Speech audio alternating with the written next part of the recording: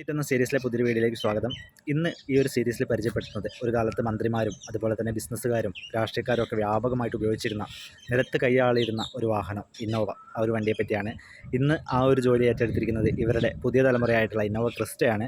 അപ്പോൾ ഈ ഒരു മോഡൽ വണ്ടി ഇപ്പോൾ വരാറില്ല, ഡീസൽ വണ്ടിയാണിത്. ഇപ്പോൾ വരുന്നതൊക്കെയെന്ന് വെച്ച് കഴിഞ്ഞാൽ പെട്രോൾ അതുപോലെ EV ഒക്കെയാണ് വരുന്നത്. ഡീസൽ വണ്ടി ഇപ്പോൾ കിട്ടാനില്ല. അത്യാവശ്യം നല്ലൊരു മൈലേജ് തരുന്ന 7 സീറ്റർ വെഹിക്കിൾ എന്ന് വേണമെങ്കിൽ പറയാം ഈ ഒരു വണ്ടിയെ. അതുപോലെ തന്നെ നല്ല ഡ്രൈവിംഗ് കംഫർട്ടും ഉണ്ട്. ഒരു പഴയ മോഡൽ വണ്ടികളെ അപേക്ഷിച്ച് നോക്കുകയാണെങ്കിൽ നല്ല ഡ്രൈവിംഗ് കംഫർട്ടുള്ള ഒരു വണ്ടിയാണിത്. അപ്പം വണ്ടി കണ്ടാലറിയാം അത്യാവശ്യം വലിയൊരു വണ്ടിയാണ് കേട്ടോ. നല്ല ബാക്കിലൊരു 3 പേർക്ക് സുഖമായിട്ടിരിക്കാം. അതുപോലെ അടുത്ത റോയിൽ 2 പേര് 5 പേര്, അതുപോലെ ഇപ്പുറത്തെ ഒരു 6, ഡ്രൈവർ അടക്കം 7 പേർക്ക് സുഖമായിട്ടിരിക്കാവുന്ന ഒരു വണ്ടിയാണ്. ഫാമിലിക്കും അതുപോലെ തന്നെ ലോങ് ഡ്രൈവിനൊക്കെ പറ്റിയൊരു വണ്ടിയാണിത്.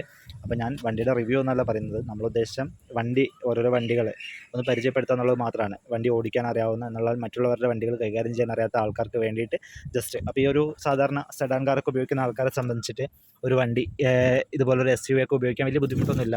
ഡ്രൈവിംഗ് ഒക്കെ സെയിം തന്നെയാണ്. 5 സ്പീഡ് ഗിയർ ബോക്സ് ആണ്, പ്ലസ് റിവേഴ്സ് ഗിയർ, അങ്ങനെ 6 ഗിയറാണ് ഈ വണ്ടിക്ക് വരുന്നത്. പിന്നെ സ്റ്റിയറിംഗ് എന്ന് പറയുന്നത് സാധാരണ സ്റ്റിയറിംഗ് തന്നെയാണ്. വൈപ്പറിൻ്റെ കൺട്രോളൊക്കെ ലെഫ്റ്റ് സൈഡും ഇൻഡിക്കേറ്ററിൻ്റെ അതുപോലെ ഹെഡ്ലൈറ്റിൻ്റെ കൺട്രോളൊക്കെ റൈറ്റ് സൈഡുമാണ് വരുന്നത്. പിന്നെ നോർമൽ ഇഗ്നിഷൻ സിസ്റ്റം തന്നെയാണ് ഈ ഒരു വണ്ടിക്ക് വരുന്നത്.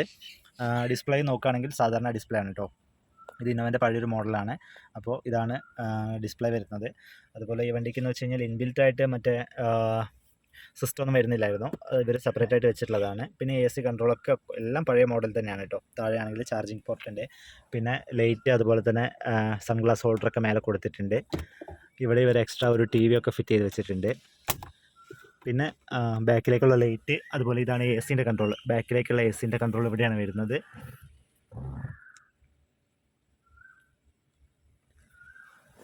പിന്നെ സീറ്റ് അഡ്ജസ്റ്റ്മെൻ്റ് ഒക്കെ സാധാരണ വണ്ടികളെ പോലെ തന്നെയാണ്. ബോണറ്റ് ഓപ്പൺ ചെയ്യാനും അതുപോലെ തന്നെ ഫ്യൂൽ ലിഡ് ഓപ്പൺ ചെയ്യാനായിട്ട് ഇവിടെ 2 ഓപ്ഷൻ കൊടുത്തിട്ടുണ്ട്. ഈ ലിവറിലാണ് ബോണറ്റിൻ്റെ അതുപോലെ തന്നെ ഫ്യൂൽ ലിഡിൻ്റെ ഓപ്പണിംഗ് വരുന്നത്.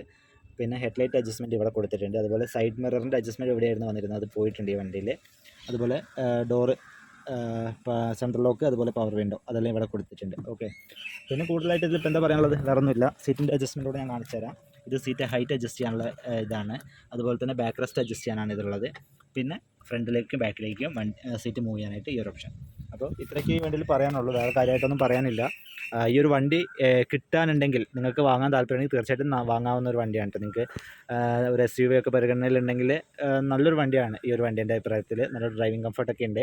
പിന്നെ ഒരു പോരായ്മ, എനിക്ക് വണ്ടി ഓടിച്ചപ്പോൾ തോന്നിയൊരു പോരായ്മ എന്ന് വെച്ചാൽ 80ൻ്റെ മേലെ പോകുന്ന അത്ര സുഖമായിട്ട് തോന്നില്ല. 80 വരെയൊക്കെ അത്യാവശ്യം നല്ല കംഫർട്ടായിട്ട് പോകാം. 80ൻ്റെ മേലെ പോകുമ്പോൾ വണ്ടി ഇരയ്ക്കാൻ തുടങ്ങും.